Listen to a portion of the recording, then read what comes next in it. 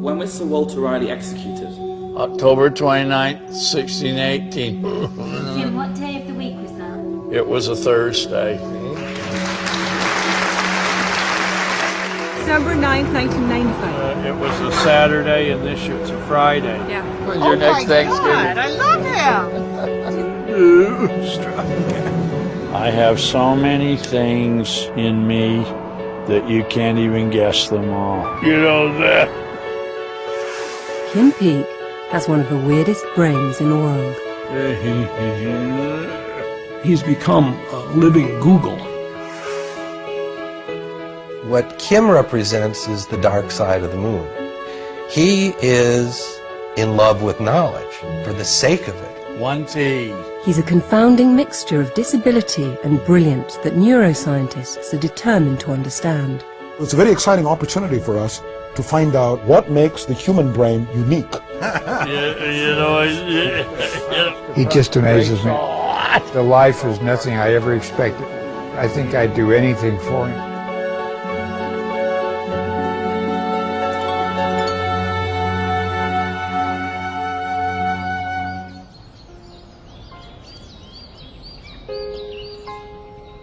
Kim Peek is the world's most famous savant, the inspiration for the Oscar-winning film Rain Man.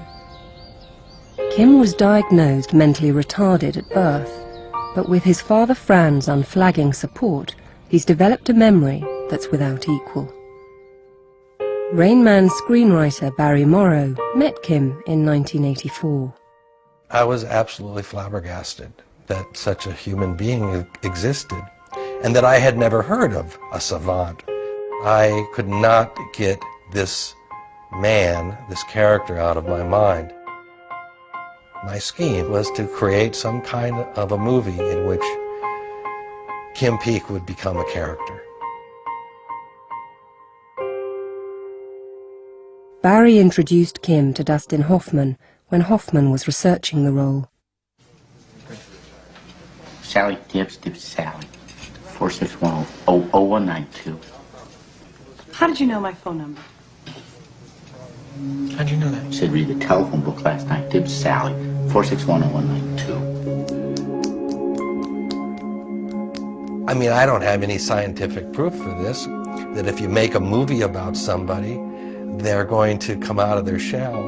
But I think Rain Man did more than win awards. I think it left the door open on the possibility that nobody is ever written off, that change is always possible.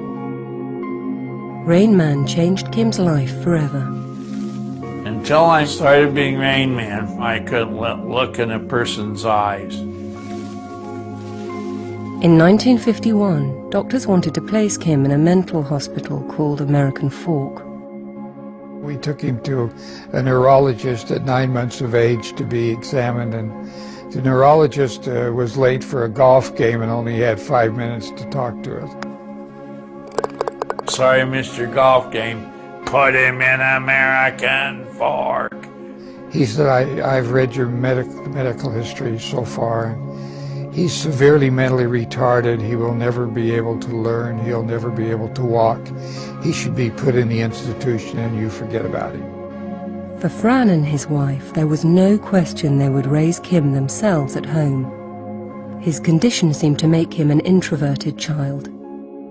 We were just going to do everything we could to give him as much love as possible and help him just as much as we could.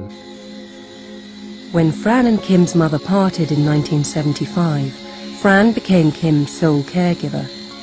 2 months shy of his 80th birthday, Fran still looks after Kim. He helps me a lot because I still have bad coordination and because of the brain damage that I had when I was little.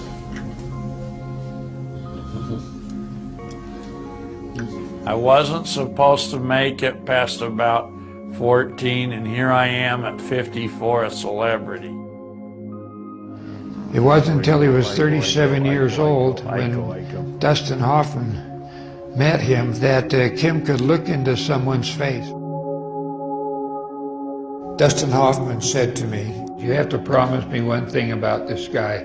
Share him with the world." And pretty soon it got so that nobody was a stranger to him. They were people, and it was so neat. You have been made known like a man of greatness and love. I loved the way he's flowered. Kim Peek! And it belies the myth that people don't change, especially people with developmental disabilities. 18 years ago, Barry Morrow gave his Oscar to Kim, and Fran took Dustin Hoffman's advice to share Kim with the world. The once introverted Kim has now appeared in front of more than 2 million people, all eager to test his genius with obscure questions. Who was the game-winning pitcher of Game 3 in the 1926 World Series? The Cardinals won with Grover Cleveland Alexander.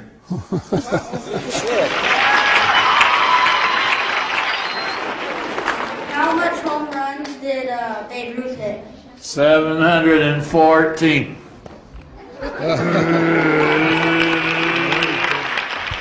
Thank you. Who were the 4 people on the George Washington cabinet? Jefferson, Knox, Hamilton, and Randolph. There you go.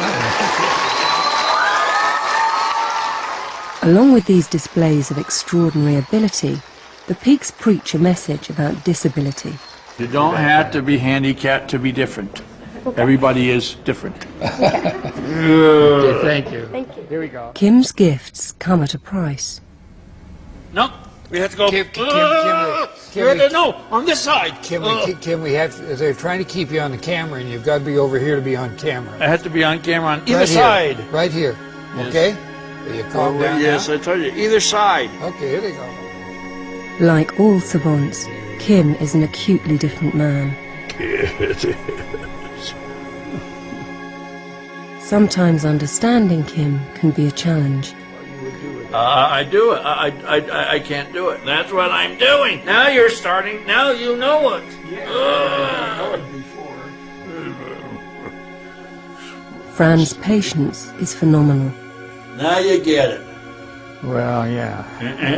Well, occasionally I get impatient with him if he gets stuck on something that I have a hard time breaking him off of, and he's getting very, very tense about it, or he's yelling, and he has those pop-offs every once in a while. They have to legalize immigration. They already is legalized. Never takes more than 10 or 15 minutes to get him changed to another subject, and then he calms down. But some people believe that Mexico might attack us. They can't. Looking after Kim is more than a full-time job. Only about 30 hours a day.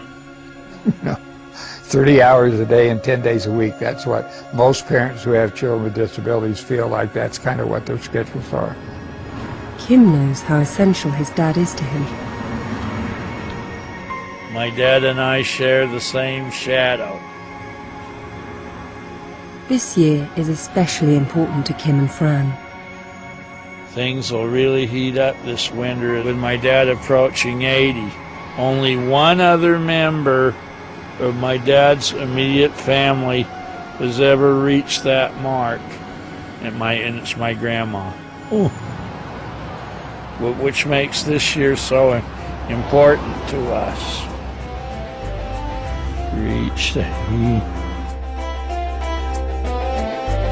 So this year, the Peaks have set themselves a mission to find out everything they can about Kim's brain. They're going on a road trip down the coast of California to meet some of the world's foremost neuroscientists and find some answers while they're still together. You remember all kinds of information, which is very difficult for most of us to hold in our minds. How do you do that? They're still unable to find out what all this is about, aren't they, Dad? They got all the sticky stuff out, haven't they? He did it. He did it. He did a good job.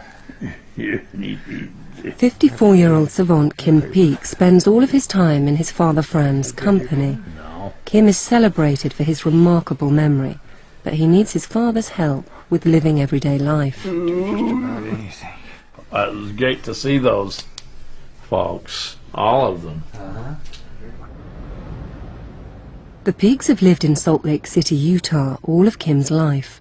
The public library here is Kim's favourite place in the world.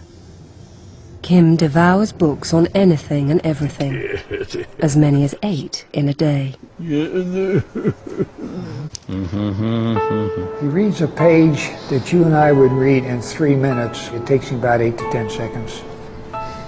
He reads the left page of the left eye, right page of the right eye, and remembers about 98% of it.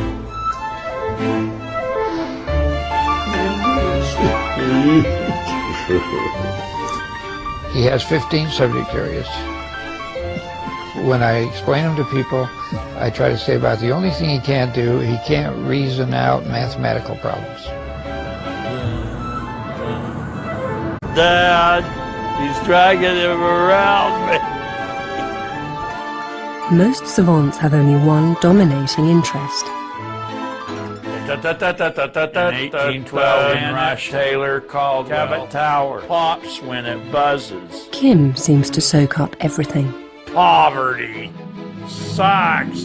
His interests range from boxing The Rumble in the Jungle, Ali won by an 8th round knockout. to politics I not Burns, Jeb Magruder, one of the Watergate men. to the British monarchy. Second Plantagenet, Edward VII, George V, Edward VIII, George VI, and Elizabeth II. I know them all.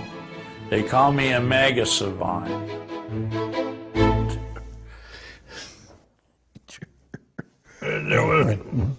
Dr. Darrell Treffert is an authority on savant syndrome and consulted on the movie Rain Man. And do you know... About once a century comes along a truly stellar savant in an already rare condition, and Kim is in that category. Kim's memory is not only deep, but it's wide, and that is very unique among savants. Most savants on record just memorize without understanding. He's begun now to improvise, to put those bits of information together in other than just recall kind of way. He's become a living Google. He can take these bits of information that are scattered from all these places and put them together in a way that is really remarkable. What is it that makes Kim's brain work in such an extraordinary way? And do his disabilities somehow enhance his memory? Kim and his father Fran are trying to find answers to these questions. Their quest is taking them from Salt Lake City to California for a week of testing with neuroscientists. Their first stop is San Francisco.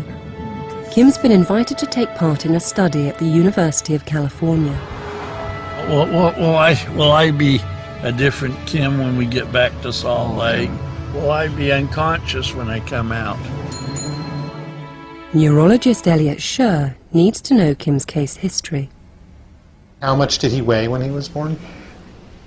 10, 9, something like that. Yes, the large head size, poor muscle tone. You better gotta send him down right away. Sorry, Mr. Golf Game. This part of his past is a sore spot for Kim. The neurologist Kim's parents met 54 years ago gave them only 5 minutes of his time because he was late for a golf game. Sorry I missed your golf game. He told them they should put Kim in an institution and forget about him. Put him in American 4. He doesn't belong here. I know. I mean, obviously that's an emotionally charged thing. Yeah. Then Dad We started just kind of working in tried the to keep him advertising happy and healthy. That was about it. Well, you obviously did a really good job of that. Well, it worked out. Yes, sir.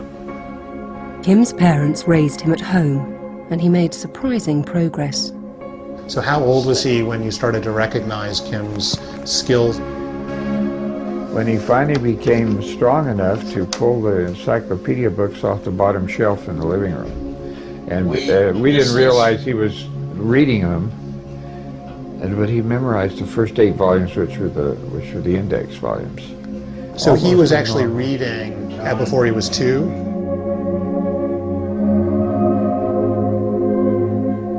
When he crawled, his forehead was one of the, almost like a snowplow. He crawled that way. Always had a red head. He looked up the word confidential. He found it in about 20 seconds. And I said to my wife, how does he know alphabetical order? And he says, well, I know the alphabet. He talked like that. And that was in 3? That was at age 3. His mom read him the definition, which was only about 2 sentences. And he read it, just like we did. Every time he read something and finished, he turns upside down. So all around the edges of the living room would be upside down books, maybe 20 or 30 of them in a day. To get a sense of Kim's condition now, Dr. Scher is conducting some simple tests. Okay, now look at this one. That's it. And then look at this one. That's it. Now, do the movements, but don't move your head, just move your eyes to look at the hands. Look here, and now look here. But no moving your head, no cheating. Don't move your head. Keep the head still, all right? Now try again. Look over here. Good. Now look over here. Good. Now look over here. Don't move your head, and look over here. Look at the moving hand. Can you turn your eyes to look at the moving hand? Okay. Well, I mean, I think one of the things that was particularly obvious was how hard it was for Kim to follow directions. Push towards me. Push. Push, push, push. Hi, sir. Hi. You're not pushing, though. Okay. You know, this was not a formal neuropsychological assessment, but I really think that he had a very hard time both focusing as well as following directions. This short consultation and physical gives the UCSF team a good grasp of Kim's disabilities, the reasons he needs Fran's help so much of the time. It's a duty of care that ends for most parents when their children are teenagers. Fran has been looking after Kim like this for 30 years. After lunch, he takes Kim back to the hospital for more testing.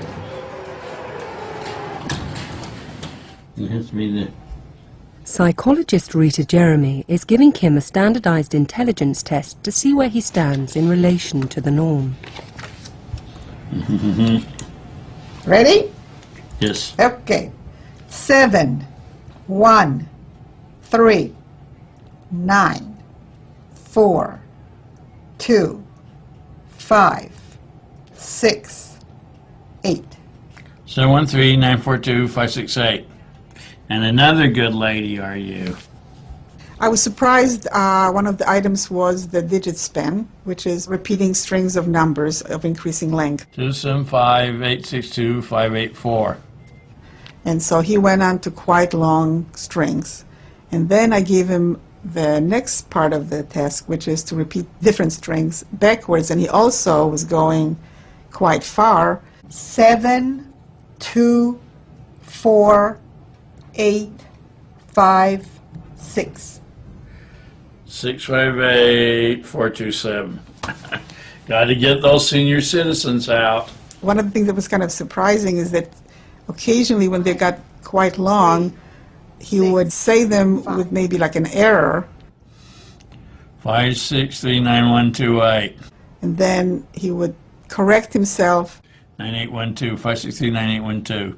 And a couple of times he corrected himself like 3 times, and by that time I thought he would have forgotten what the original string was, but he actually self-corrected until it was correct. 36843, that's 34186. You're a good woman.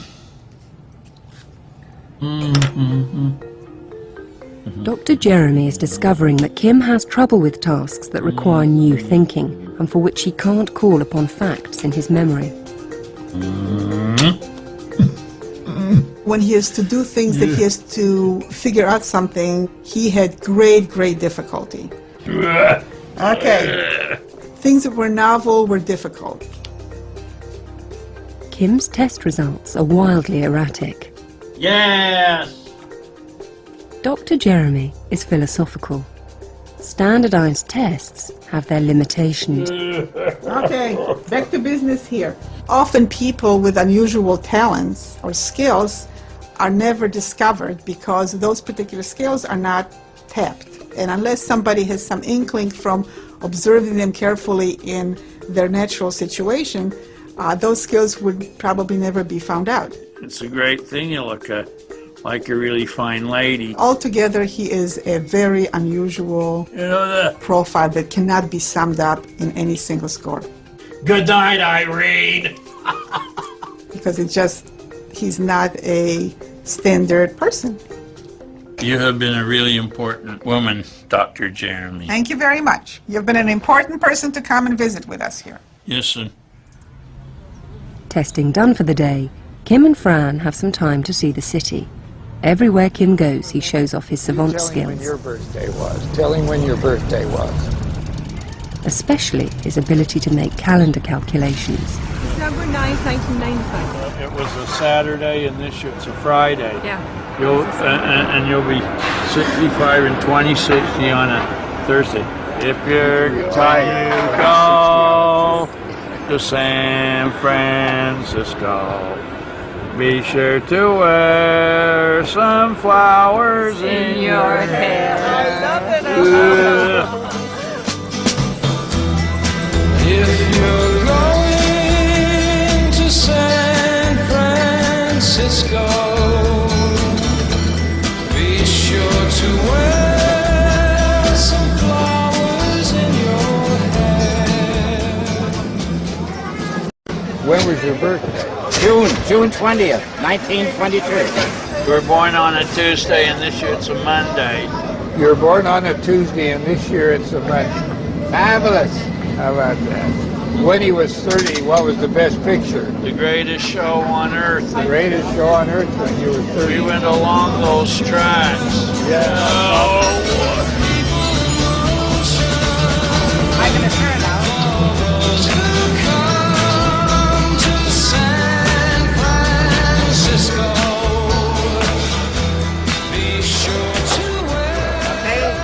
I leave you now. It's a pleasure meeting you. Bye-bye, sir. Thank you. Bye-bye. Bye-bye.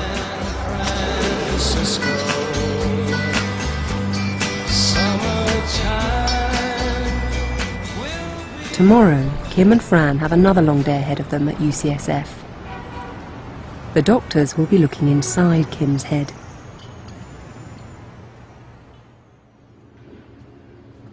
Today, the UCSF doctors are going to scan Kim's brain using the latest technology.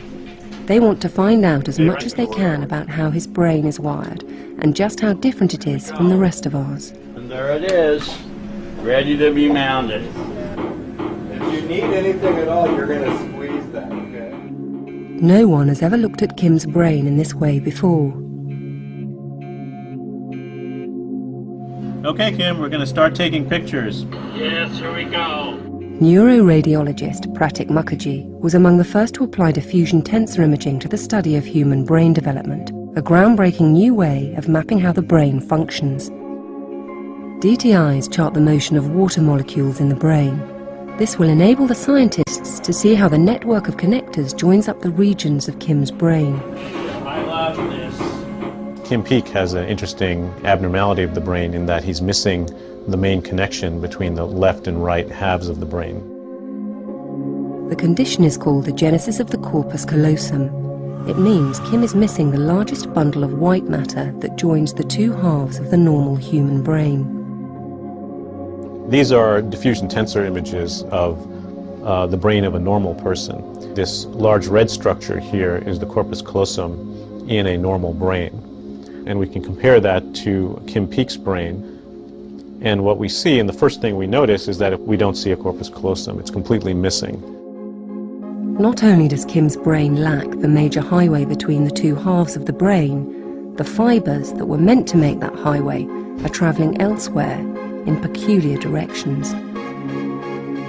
Has the way Kim's brain has compensated for the missing corpus callosum given him his amazing memory and his strange habit of making far-reaching connections? Take what he does with Beethoven's Fifth, for instance. Da-da-da-da. Da-da-da-da. Beethoven, Fifth, Morse code, ... That's Morse code for the letter V, and the Roman numeral for 5 is V. Da-da-da-da. Churchill's great speech started with V. V for victory. Winston Churchill. Beethoven. Fifth. Morse code. V for victory.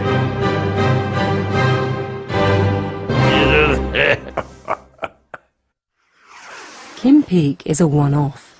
His memory is astounding, but we still need to learn more to understand why.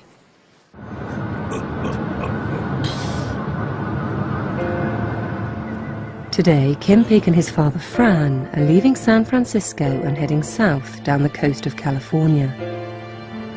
Scientists have confirmed that Kim's brain is wired in a peculiar way, but Kim and Fran are still trying to find out how this could account for Kim's special way of thinking. Now there's a plan to fortify Mexico. Well, they've got to do something about illegal immigration. They'll have to legalize immigration.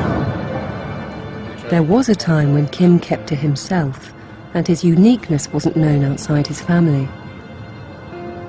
This all changed when Rain Man screenwriter Barry Morrow met him in 1984. I'll never forget the day, really, even though it was 20 years ago.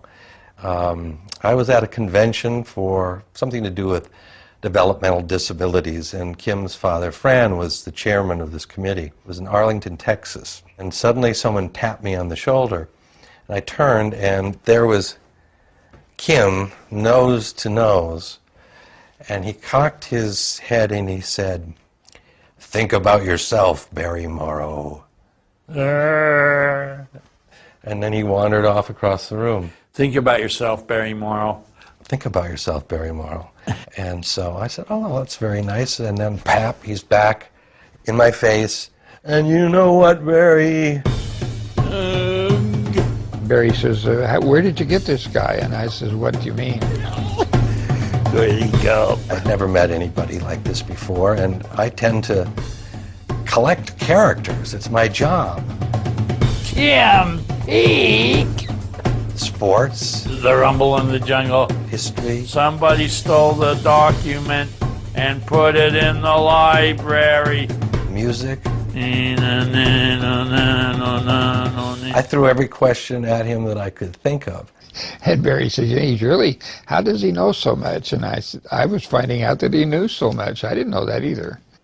I was absolutely flabbergasted that such a human being existed, and that I had never heard of a savant. But I could not get this man, this character, out of my mind. And so I called Fran and talked to him about my scheme, which was to create some kind of a movie in which Kim Peek would become a character. Barry influenced me more than any other person because of he made me Rain Man.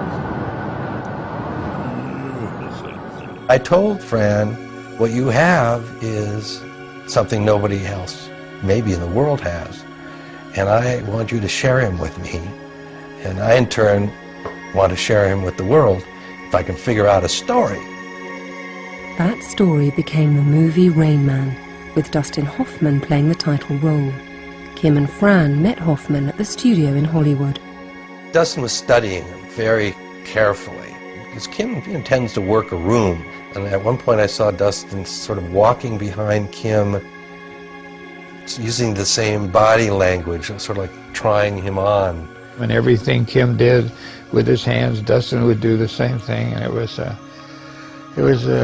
very exciting, very tiring day. I think Dustin said something like, "I might be the star, but you are the heavens." I may be the star, but you are the heavens. And then he touched noses with him. And he said, "You have to promise me you'll take him out in the world and share him. He's got to come out of this isolation of no social skills." And pretty soon it got so that nobody was a stranger to him. It's now 18 years since Rain Man won 4 Oscars, and Kim became a social being. Who's this imposter? Dustin. Oh, all right, it's Dustin. Thank you, guys. Barry Morrow has remained a dear friend to Kim and Fran. Go on in. You look good. Thank you, sir. You do too. When did you get all this gray hair? I'm really starting to get older. I'm starting to get older. I loved the way he's flowered. And it belies the myth that people don't change, especially people with developmental disabilities.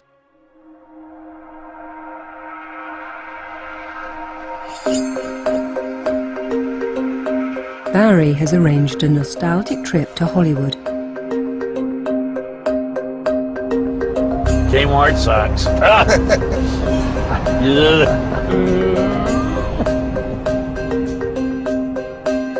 Oh, this is it. There it is. I told you it never changed. Who is it? Donker's a star. I told you where to go. Yeah. Then I told you where to go. Want me to take it home for you? No. What Kim represents is the dark side of the moon. You know, we know more about the surface of the moon than we do the surface of the brain. And that is changing with the MRIs and some of the fantastic things they're doing with Kim. We just might unlock some of the secrets that keep us from being able to memorize phone book.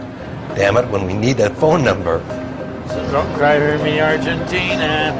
Bill, we got a long way to go. Rocky Marciano. You know that. Burgess Meredith.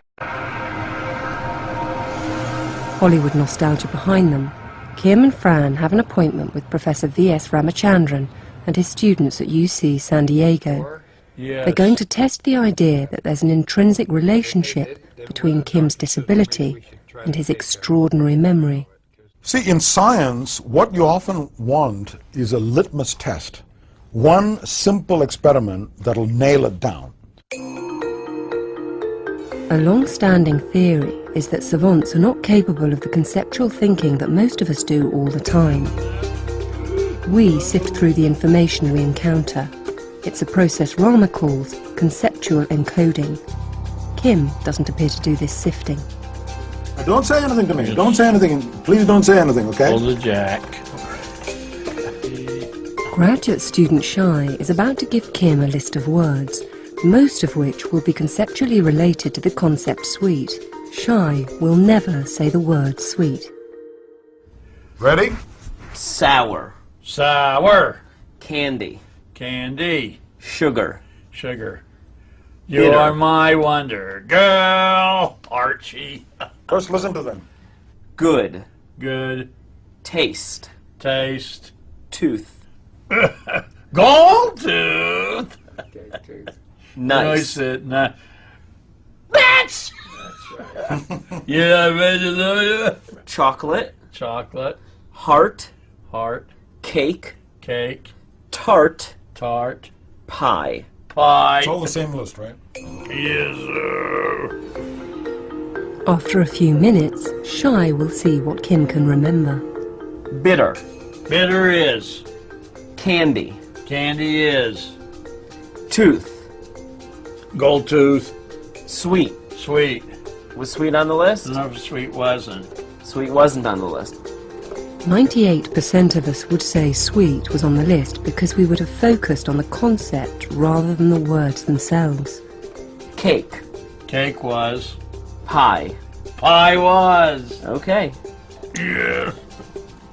Kim has got every word right.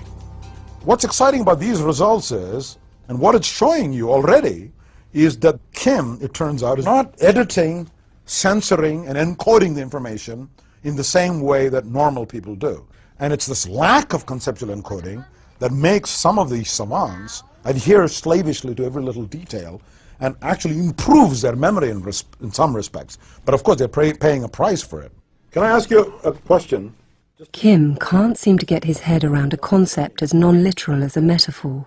All that glitters is not gold. What does that mean? I'll give you a pound of my flesh if you don't watch out. You know what? Okay, what if I said George Bush is not exactly a rocket scientist, is he? He's the President of the United States. Okay. But when I say he's not exactly a rocket scientist, what does that mean? He doesn't know about how to look his message in the stars. Ah, okay. Well. You know, you know. Yes, I know what you mean, yes. Kim, it turns out, is very bad at metaphor. And we said, get a grip on yourself. What does that mean? And he starts doing this, literally grabbing himself. And this is extraordinary if you think about it. Here's a person who's otherwise quite intelligent and, you know, charismatic and carries on a conversation. But you ask him to get a grip on himself, he starts doing that. And this tendency to take metaphors literally is another example of a failure of conceptual encoding. Lawyer. Lawyer. Medicine. Medicine. With their two simple tests, Rama and his students have shown that Kim's great memory skills would not be possible if he could think more like the rest of us. Kim may be weak on conceptual encoding, but he has a distinct advantage when it comes to remembering postal codes. Kim has been interested in zip codes for years. He and Fran have a bit of spare time in their itinerary to indulge that interest.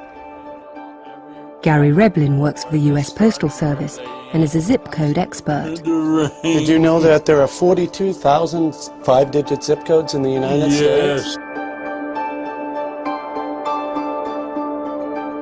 What was the name of the city that you grew up in? I grew up in Swampscott, Mass. 019 is East Essex, 018 is West Essex. And what was the area code there, too? Your 617 becomes a 781. Absolutely, they changed the area code. I pulled out a pretty small example in my hometown. It's not a large place, and he rattled it off like that. 018 is West Essex. He gave me the zip code. He gave me my area code. 617 becomes 781. He knew not only the area code, but he also knew the fact that that had changed back in the 1980s. You know that? Absolutely, they changed the area code. I know the whole San Francisco area. 3 is Redwood City, 4 is Palo Alto. It really has to almost be straight in memory. We didn't use any formulas, so it's really a remarkable bit of memorization. 7 is Berkeley, 8 is Richmond, 9 is Marin County. You know that?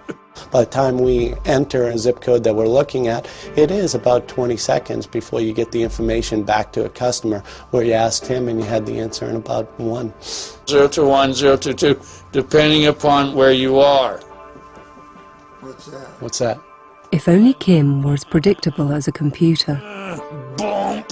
The US mail could use his talents. It just barely hit the foul pole. But he's erratic, and his way of communicating is somewhat unorthodox. Scientists at Caltech in Pasadena are interested in the way Kim relates to other people. Psychologist Lynn Paul is carefully observing Kim while she tests him. There's no area. Dr. Paul specializes in Kim's condition, a genesis of the corpus callosum, and she's beginning to draw some conclusions about him. 5, 3, 2, 1, I got it away from you. Kim is socially outgoing, but with very poor social skills. So he wants to engage, but he cannot do it effectively. You don't want me to be around you. My theory is that part of his incredible rote memory is he's learned that these are ways that he can engage. He knows information about society. He knows information about history. If you tell him where you're from, he can tell you all sorts of things about it, and that way he has something to talk to you about. The fact that you don't care is irrelevant to him, because at least he's giving something. You're a great lady. He does the same thing everywhere. It's a great thing you look like a really fine lady. He has his 4 pat phrases that he says. You have been a really important woman. You have made yourself important. You have made yourself like a man of greatness and promise. It's just kind of a very simple system that he has. Are you a great lady who is like everyone else? Nobody else in the world is quite like Kim. You just turned 54 years. But Dr. Paul has noticed that he shares some characteristics with her other patients. One of the things that's common in a genesis of the corpus callosum is some deficits in theory of mind. And theory of mind is the ability for me to understand what you're thinking, and even more so for me to understand what you think I'm thinking. And in talking to Kim, you often have the experience that he has no clue what I'm thinking. He has no clue what's going on around him. I'm going to ask you some true-false questions about that story, okay? No, you're not. Yeah. No, you are not. You are. You will never touch me. I'm not touching you. It's almost like Kim doesn't even really see beyond himself. So he has this desire to connect, and he's so lost in his own desire to connect. He doesn't ask you about you. He just approaches, like he's crowding you. You have to say them. I can't tell them to you again. You have to say them. You must repeat them every time you say. Is he normal? Is he common in any way? No. It was all in the same place. Go back. Okay.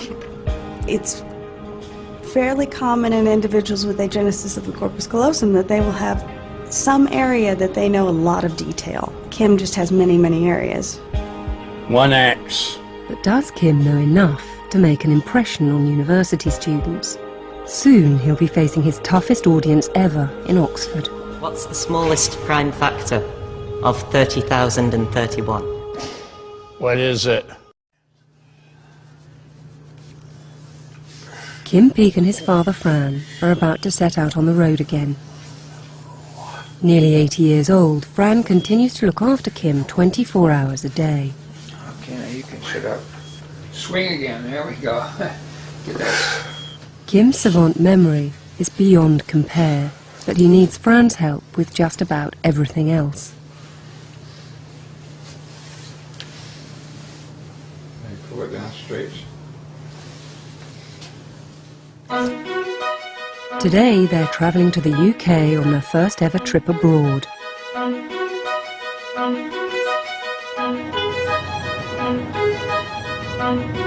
Still recovering from jet lag, they're to appear at the Oxford Union this evening. The Union's list of past speakers is intimidating.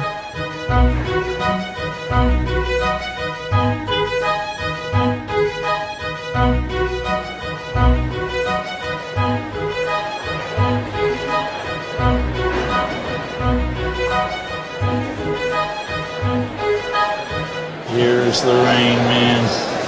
Just for you. It's big wooden mountain. Here he comes.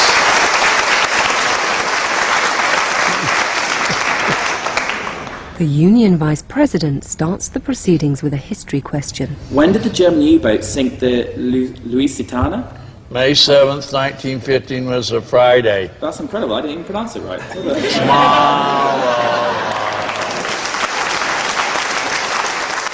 Tell us, in British history, who was the only British Prime Minister to be assassinated? His name was Percival.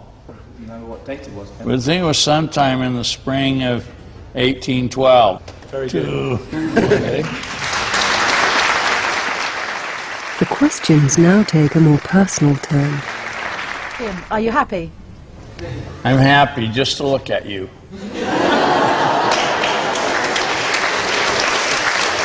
He was a really genuinely nice person and like really kind of honest and kind of really sweet, childlike almost. I wanted to know what it's like to be Kim's father and a companion. I'm glad I taught him half of everything I know. No, I'm very proud of him, and of course he's a real challenge. I have to take care of most of his physical needs with him, and some of the showers in England aren't the biggest things in the world, you know. What I found most interesting was his relationship with his father, and I thought that it was quite interesting how much his father had put into his life. It's just getting frightening now. I'm going to be 80 in 6 months, and my health isn't the best. Doctors want me to keep as healthy as I can to take care of him. He can't shave himself or brush his teeth, but he's not for sale, whoever asked me. I'm the greatest man who ever would you think about. And you're only 20 years old. That's a great He's only thing. 21 years old, huh? Only 20 years old. Kim and Fran have now appeared in front of more than 2.5 million strangers. Those who've come to know them well understand that they're facing a predicament. The greatest fear that any parent has regarding a child with developmental disabilities is that that parent will die before the child. And yet no parent wants the child to die before them. So it's a true conundrum. What do you do? For Kim, his father is everything. My dad and I share the same shadow. Wasn't that funny? Yes. Like he says, Dad and I share the same shadow. And when he said that, it profoundly struck me as maybe he can't reason, but he sure hit that one right on the button. You're almost there. You're almost there. Just about there. Uh-huh.